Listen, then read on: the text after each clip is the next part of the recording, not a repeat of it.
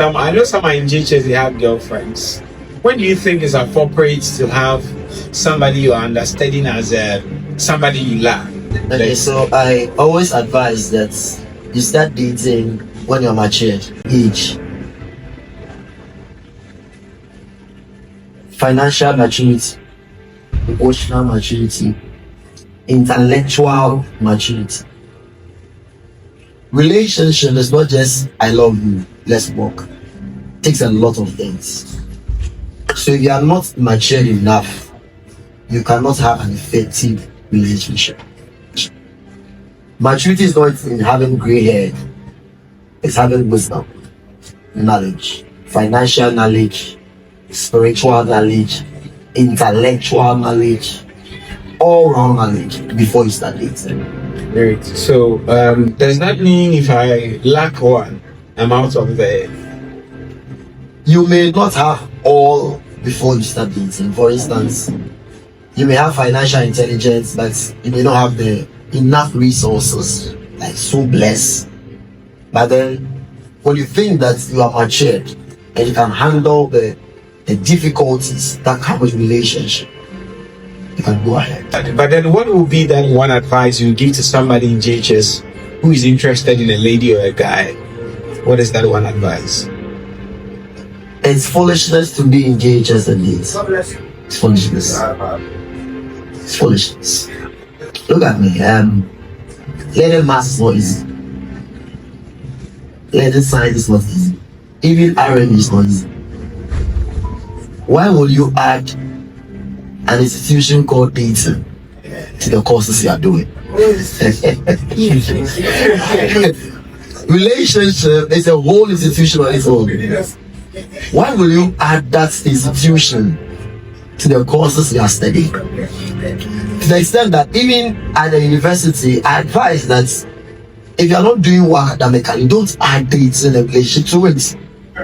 You are in school to study, have good grades, excel, come out there before you start any relationship. It's heartbreaking when a girl disappoints you. You don't know what it takes. So please don't add it. Complete school.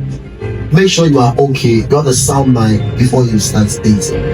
Okay, great. So now we graduate to the area of dating. You've been a father in the Lord. You've been a father of thousands. What would be that one advice? What are some of the things we have to look out for? If first in ourselves, that makes us matured for dating. Chapter 1, I said, when should I start dating? That's the question you just asked. And I explained that there are 3 seasons in life. The first season is the learning season. The learning season is when you go to school, study, and get all the grades. The second season is the working season. The working season is when you start gathering experience. And then the third season is the earning season. That is when you start making the money. So personally, the time I advise people to start dating is when you enter into the earning season. When you start making money, you can take care of yourself and take care of another person. That is when you start dating. Thank you, sir. Okay. So season 1 being learning, season 2 experience or working season. Your working season, gain experience, and then the season 3 earning season. That's a breakdown of what the learning season is about, the working season is about, and what the earning season is about. Please do want to get my book, Dating Tips. To do it the learning season. Number 1, go to school. Number 2, get skills. Number 3, go down and learn very hard. Number 4, get all the best grades you can. Number 5, get as many certificates and degrees you can. Number 6, get as many skills as you can. Number 7, get focused on the career path. Number 8, get a mentor. When I was in my learning season, I was learning all the skills I could. spoke of CapCut. I make dollars on YouTube from CapCut. I learned them from the learning season. Canva. I use Canva to do all my basic designs. I learned them in my learning season. Now stop printing. When I came into ministry, the little money I was getting was for printing, posters, and those kind of small things. I learned them in my learning season. When my friends were chasing girls, I was chasing knowledge. When my friends were writing love letters, I was chasing knowledge. So use the learning season to learn. Number 2, the working season. 6 things to do in the working season. Get a good job. Go down and work really hard. Don't go to work and be chatting with a girl. Go down and work really hard. You can't excel in your own business when you can't do someone's business well. Gather as many money as you can. Save. Save. Save. Have enough. Save. The next one, get extra sources of income. The same time you use to date a girl, use the same time to have multiple streams of income. That same period, you come back from work, you pick the phone. In church, all the young boys around me, you dare not come around 6 o'clock and I see the phone on your ears, I'll slap you. I'll not slap physically, but that's the term I use. Because after work at 7 o'clock, you can take your phone and start selling something. You can do a business online. You can have 3 sources of income. When you return from work tired, 8 o'clock, you pick your phone and you're talking to a girl from 6 to 9 o'clock. What are you doing? So get other sources of income. Get a business running. Get a ministry going. Then the earning stage. Am I really blessing you? Yes, sir. Then the earning stage. That is when you have enough money to bless other people. So that is where now you have enough. You want to take a girl and spoil the girl. So now you've got enough money. You want to date someone. Every holiday, send a person to KFC, Asante Kitchen, anywhere you want to go. Order goods from Safe House or Safe House, and they dash the girl and the mother and the family. But I always advise that until you are earning enough, don't start dating. Dating is very expensive. Thank you. Why you shouldn't date? Number 1, you don't know what you like. If you don't know what you like in life, don't date. Clarity ensures focus. Oh. I knew I wanted to be a pastor. So I'm going to date someone who loves church. Clarity. There's somebody here that. Yes, sir. So I can't date someone who loves clapping. Okay. I was clear about my goal. So I knew who to date. So don't date if you don't know what you like.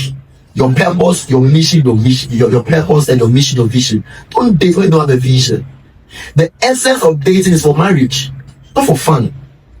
So the dating should lead to courting and to marriage. So if you know what you want to do in life, you know who to choose as your dating partner and your marriage partner. Number 2, don't date if you don't know what you can bring to the relationship. You should bring something to the table, whether a man or a woman. When I was courting my wife, we had to buy 5 motorcycles for work and pay. I got 3, she bought 2. What are you bringing to the table as a lady? What are you bringing to the table as a gentleman? Who are the dark of sending me credit, who's sending me airtime? You're not ready for dating. One lady told me she went out with a gentleman, and then when they finished eating, the guy said, "How much is the bill?" She took money from the pockets and paid. The guy respected her. When they left, the guy gave her 10 times that amount of money she paid. Let me give the last one. If I continue, you hate me. Number 3, don't date because of pressure. All my friends were dating. I told myself I will never date anyone until I'm ready for marriage. I was under pressure. Don't date because everybody in your circle is dating. Don't put unnecessary pressure on yourself by comparing your life with others. Do your own thing, go your own pace. Life is a journey, not a race. All my friends who dated before me, I married before them. Some dated 3 girls, 4 girls. The only girl I've dated in my life is my wife. One.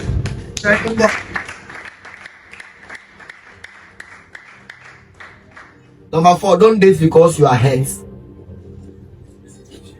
You lost a relationship, you feel hurt, you want comfort, you enter into another one. Don't date because you need someone to make you whole. You should be whole yourself. You should be one. You get one, then the two becomes one. Thank you, sir. Thank you. All right, let's put. So I want to ask this question, and to conclude on dating. What are the things we shouldn't do while dating? Can I still use my book? Yeah, I'll say. Page 47. 12 ways to date right and not rash. Number 1, let you put God first. Before you date, put God first. Matthew 6:33. Seek ye first the kingdom of God and his righteousness, and all these things. Number 2, learn to respect yourself. Respect yourself enough to know you deserve the very best. People enter into relationships, they don't have value for themselves. So they're waiting for other people to validate them. You don't need validation from outside. You need internal validation, not external validation. Nobody will value you, don't value yourself. Nobody will respect you as a lady, don't respect yourself. So the next thing you have to do is to learn to respect yourself. Learn to work hard on yourself. Number 3, I know you're writing, please get a boost. Your life only gets better when you get better. Work on yourself and the rest will follow. Be the best version of yourself when you're dating. Read more books. Listen to more messages. I read more than 20 books on marriage and relationship before I started dating. Learn to be accountable. Be accountable to your partner. Be accountable to other people. Be accountable. When you start dating, be accountable. Don't say I'm the man. Be accountable. If you're dating a woman, be accountable to the woman. Have someone you're accountable to. Say, Marvin, when I went out with the lady, we hugged. In the hug, we kissed. Say, Marvin will advise you. You'll not do it again. He'll show you what to do. But from hugging and kissing, what's the next one? Okay, you understand? 5 boundaries to create. There should be no kissing, no sleepover, no hugging, no holding hands. You are not married. You are not married. You are not married. There's a chemistry that comes when you hold hands. By the time you are leaving the all night, you are holding a hand. Some things are working through you, and you know where it will end. And the last one, there should be no sex. There should be no sex. When it comes to relationship, one of the most powerful speeches I hear from you, and I wish that I've been my story, is when I always hear my wife is the only woman. You know? You can't relate. Boy, I can't relate. I've gone through Egypt. I've crossed the Red Sea, you know. and I'm telling you, you know, I'm just adding up to what Daddy's saying here, in the sense that every other person you encounter have a deposit they're making you emotionally. So as you evolve to whatever relationship you're going to end up with, sometimes your past has a way of controlling and damaging you. I had that kind of relationship where, boy, he always Egypt for the day. He wants things fast. You just have to go your way. And now I end up in a marriage where accountability is number 1. before passion or any other thing. Accountability is one. Like I feel like I'm being treated like a child, you know. Where are you? Have you taken lunch? Boy, me. How is it going? How's the day going? How was school? I mean, these days you said this and that is happening. How is it going today? Is everything okay today? Boy, I can't relate. You know, I grew up in a home where there is a way when you know it's one person. Yes, you can, you know, my world is wrapped around this. But that issue of going through multiple relationships, you get to the very end. I'm saying this to end somewhere. You get to a particular end now. Maybe you've dated Beyonce before. She was good with eyelashes and fingernails. You dated Nicki Minaj. You know, you had a bump. You used to admire the bump and the boob. Then you hop on to a touch of Sister Fia, you know, that kind of vibe. And then finally, God sends you an angel. Is somebody here with me? It's like, now you are with an angel, you can't live in the heavens because already you have been in Egypt.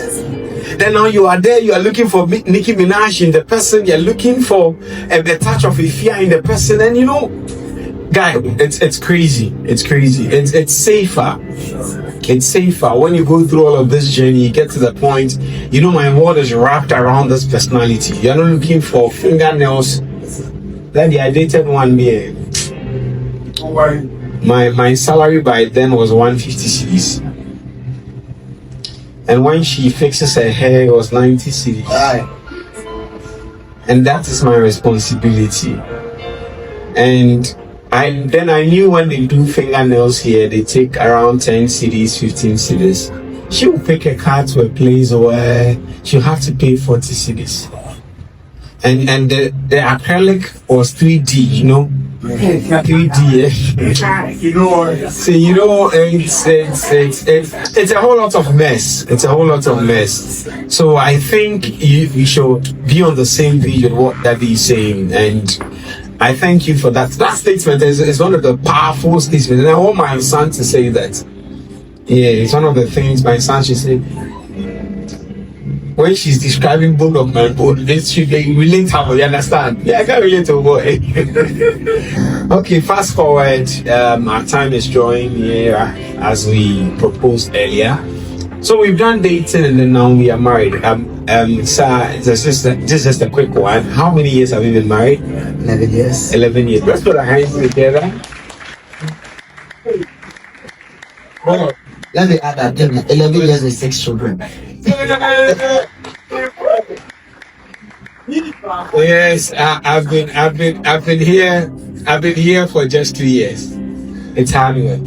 Congratulations and well done. Let's put our hands together.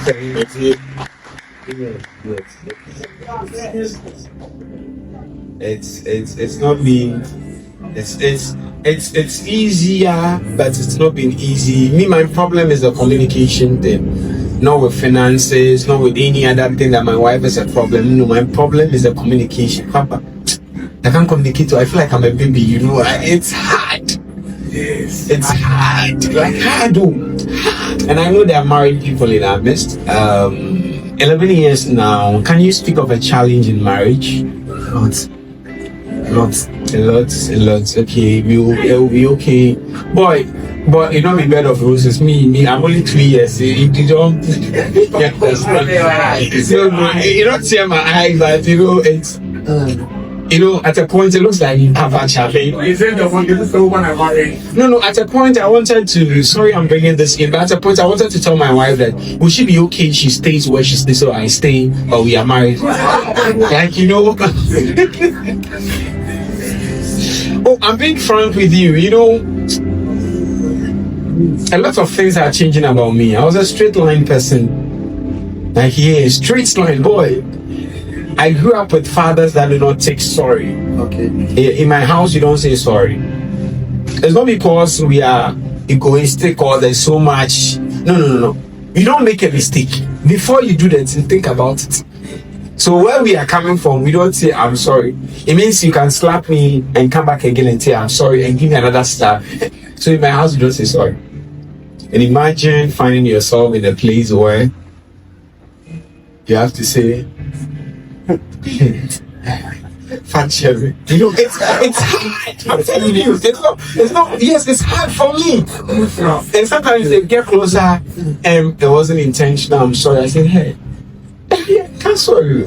So please, respectfully, share at least 3 challenges with us, or even if a two challenges that you know are common amongst all of us, so that as married people we can know that we are not out of context, we are still in context, and then we are still making progress. This is fresh. my new video coming out is There's No Perfect Relationship. Okay. It's not perfect. Don't let anybody see me. It's true. Don't let anybody see me. So I'm a bookman. I do everything by book and principles. So when I give an instruction that, okay, so get me this thing from the junction, I'm expecting that if you say I'm coming in 1 hour and something delays, you call me and tell me because of A, B, C, D, I can't make it within that hour. Or because of 1, 2, 3, I'll be a little bit late. That's how I communicate, so that I can know what I'm doing next. I have a lot of schedule, so when I put you on a schedule, whether wife or son or if there is a schedule, I have to go by schedule. So a lot of things to do in a day. Aside mediation, I'm running like 3 businesses. So there are a lot of things to do in a day. A lot of things. So, and my wife is a time who is not that scheduled like I am. You understand? So, for instance, and from where I'm coming from, we shout, we scream. That's our nature. You don't know how to talk. The way I'm talking, that's not how I am. I'm not sure that. We shout, we scream. When things over us, you hear our voice out loud. We are still learning how to control that. So I think 2 days ago, my wife and her sister is here. I went on the waiting Monday, Tuesday, Wednesday. Came back 31st, around 4. Took something light, had 30-minute rest, prayed a little bit, entered into the service, closed around 1, did a lot of meeting by pastors, came to the room at 3 o'clock, had a long chat with my wife, till around 5. So we had a get together. She had to go to town and then do some shopping and then buy some things for the get together. When they were out there, I called her, she couldn't pick. I called her sister. My favorite food is watching. So when I bought the waiting, I come back like that. I want to start the menu with watching. If I build up. So I told her, when I come, they can watch. She said, okay. So I had to tell Pastor Joe to, and my wife goes with tea. So so my wife goes with tea. So I didn't have Milo and all that stuff in the house. So I told Pastor Joe to send Pastor Abel to get me Milo sachet, the 3-in-1. So since they said they were coming, I didn't let them buy bread, thinking that they are almost here. So I sat down and I was reading. So 1 hour, they are not come. 1 hour, 30 minutes, they were not in. And I called her sister, and her sister said, we are just here.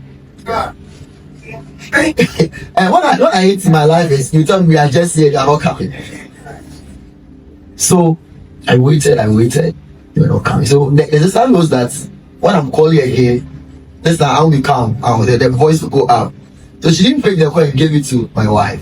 She said, my dear, we are coming. I said, okay.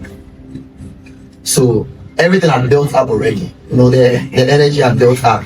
The fire was up. You understand? So when she came in, I mean, you understand?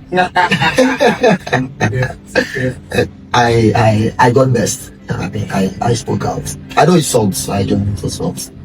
Always know I know it's songs, but I shout, I scream. They say when I'm with the mic, I shout, I that's I shout, like I can shout and scream either way. So that's a fun. My wife is that kind of woman. You will not shout for her to shout back. And that is what I saved my marriage. Because Because if I marry someone who talk back and shout back, I wouldn't have been here. So God honored me with a woman who doesn't challenge. So as I was shouting, I was screaming, he didn't just talk, he just place your foot down, covered it. Waiting, I'm eating, or this you could see just.